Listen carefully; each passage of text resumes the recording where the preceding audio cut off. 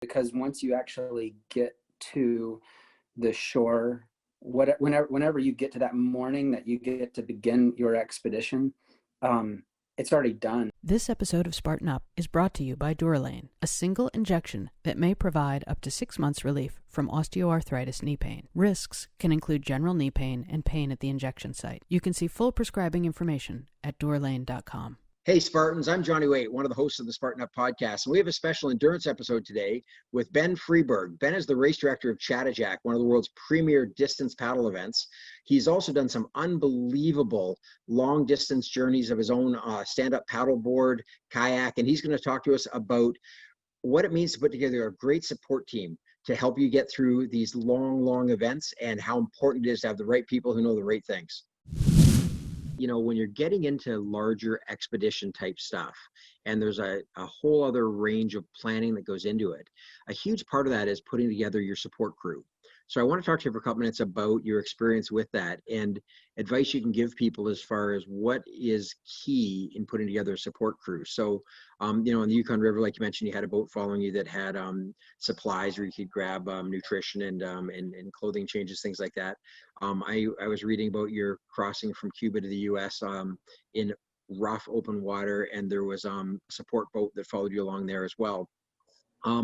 So tell me about what thought goes into putting together a support crew, what type of event you would need one for, and what lessons you've learned. Sure. In my experience, in the various things that I've done, that's the most important element, because once you actually get to the shore, whenever you get to that morning that you get to begin your expedition, it's already done. Like all the moving parts are in place. And so if you're wanting to paddle 200 miles or paddle for 24 hours or paddle from one island to the next, as long as you've done all your homework and your calculations and you have the right support team in place, success is inevitable. I mean, there's really nothing that's going to stop you. You kind of have to assume that you did the work with the training.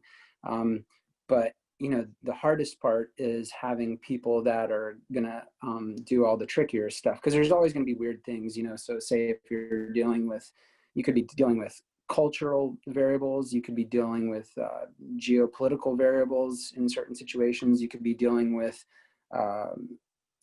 environmental, like you know, Mother Nature, weather, storms, whatever. And so you need people that are obviously smart, that can navigate that. You obviously need people that are positive. That's, you know, more than anything, that's, to me, that's just like clutch. That's how I've always operated, is always seeing anything and everything as an opportunity in itself. And so there's really, hopefully there shouldn't be negative stuff, you know. Sure. And so if you know, like, yeah, when I was doing I could think of every single expedition, there's been like huge hurdles, you know, in terms of things that have come up with the support and the team, almost to the point where you're just kind of like, so when I did the 24-hour distance paddle on the Yukon River, the support boat captain at one point in time, he said, like, you know, hey, I've got some fishermen who've come in town and they're wanting to, you know, hire our boat, and they pay a whole lot more money. Whereas I had signed a contract 6 months before. On the Cuba crossing, the captain of the boat, when we got to Cuba, he said, you need to actually start your crossing right now today, because Dorian was a hurricane that was in the Gulf. And he said, if you don't start right now, this will not be successful. And so, you know, I was almost suiting up, getting ready to go, and then you know, that was a problem that needed to be solved with the you know, I did the Yukon the 1,000-mile paddle on the Yukon River with my wife, and that went pretty smooth. I mean, that one was just hard, there was so much that actually went really smooth. Which is funny, because I'm sure people listening, you know, they hear two things. They hear 1,000 miles and paddling with your spouse, and rarely think those are two things that go smoothly. Now, they haven't met Kim, but that is pretty amazing that anyone could do that much work with their spouse and it goes smoothly. Yeah, that one went really smooth. I mean, there was just tons of work that went into that on the front end, just to make sure we had all the right resources and supplies and whatnot. But and that was, you know, an organized event. Peter was the race director of that event. And let's see here, Papua New Guinea, you know, that one was an expedition in itself. And, you know, we were essentially wanting to go to a place on the Sepik River where white man had not gone to. I mean, we were essentially trying to go as far as we could to the eastern part of the island, and there's essentially like genocide taking place over there. And, you know, finding a group of guides that would be willing to take us that far up the river was not possible. But then once we got on the river, back in the backcountry with the guides, you know, essentially convincing them that we would be safe for them to go that far as well. Because, you know, we were dealing with Crocodile Clan initiates who were saying, like, we've never been there ourselves.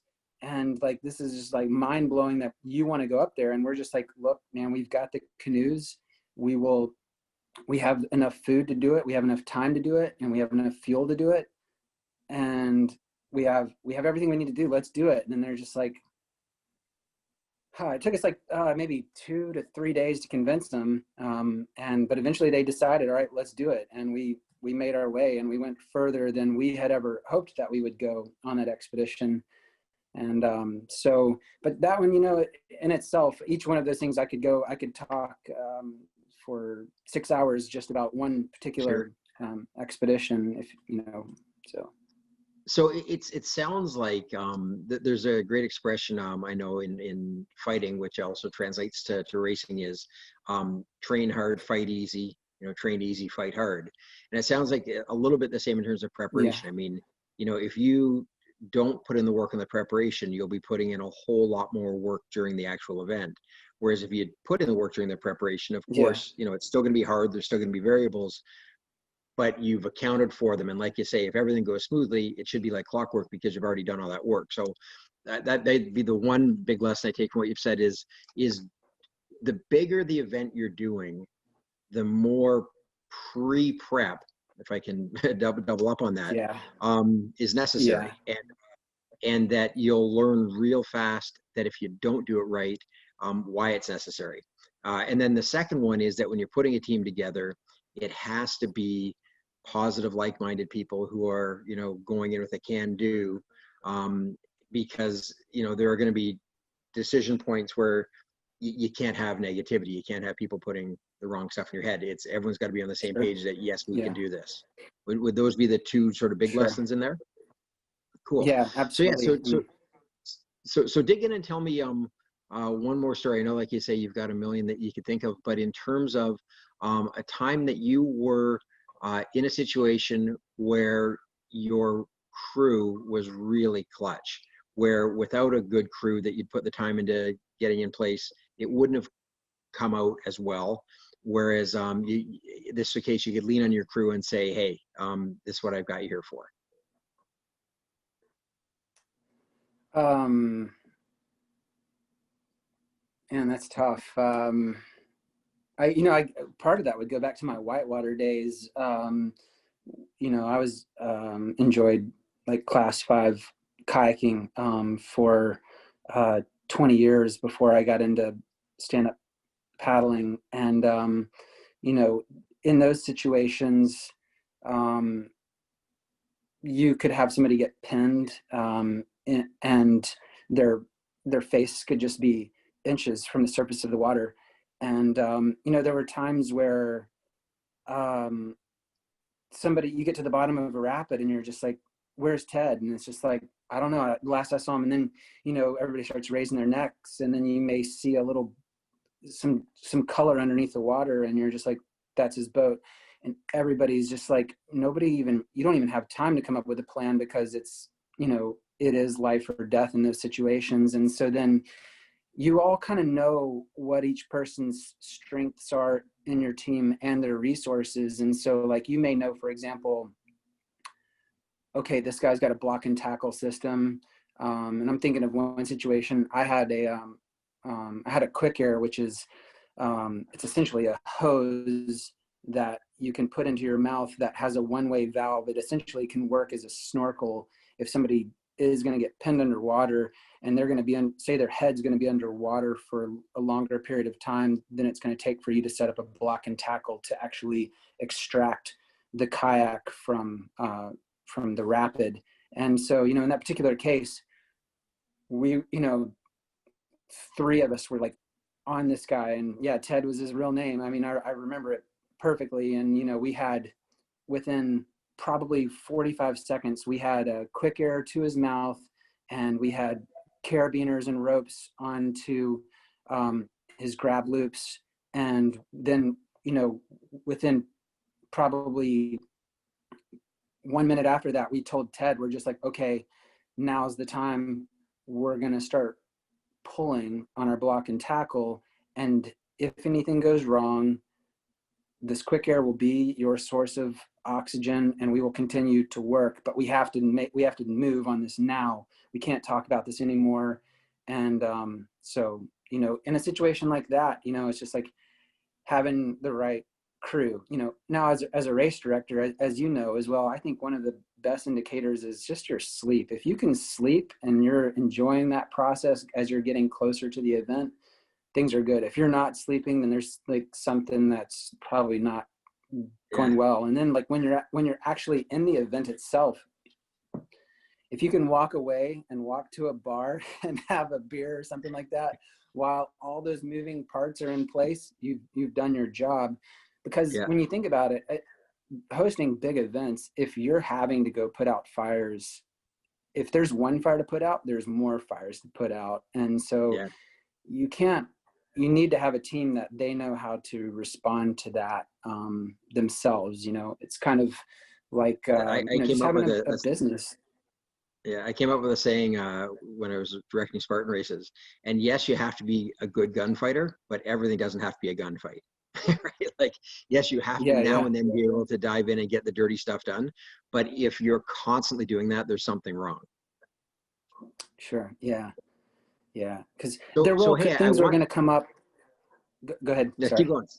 Carry on. Things are going to come up. Yeah. I think, when you are the point man, there will be things that come up and where they're going to everybody's going to say, hey, race director, this needs your attention. Let's say there's like a severe injury or something like that, or something catastrophic that comes up, then everybody's going to look to you. And then that's when you've got to have the leadership and the vision to be able to navigate that as smoothly as possible. And there's, so much that comes with that, Well, and I think and we're gonna take a break in a sec, because actually I want to bring you back for a second interview. We're gonna talk about self-supporting when you've been on events where you don't have anyone else you can count on. But I do agree that that as a race director, it certainly is a huge benefit to you and to the people you're putting the event for, that you've been in some tricky situations yourself as a racer. That if you've put in the experience and learned how to respond under pressure, and then you can translate that over to directing, a whole lot better than somebody who learns it all in a classroom and then gets thrown out into a thunderstorm to put on a race on a mountain and find out that, oh shoot, everything in the classroom is a little tough to apply right now. So hey Ben, we're gonna break. I thank you so much for this interview. People are gonna tune back in next week because they're gonna hear about you and some of your self-supported adventures. This episode of Spartan Up is brought to you by Durolane, a single injection that may provide up to 6 months relief from osteoarthritis knee pain. Risks can include general knee pain and pain at the injection site. You can see full prescribing information at durolane.com.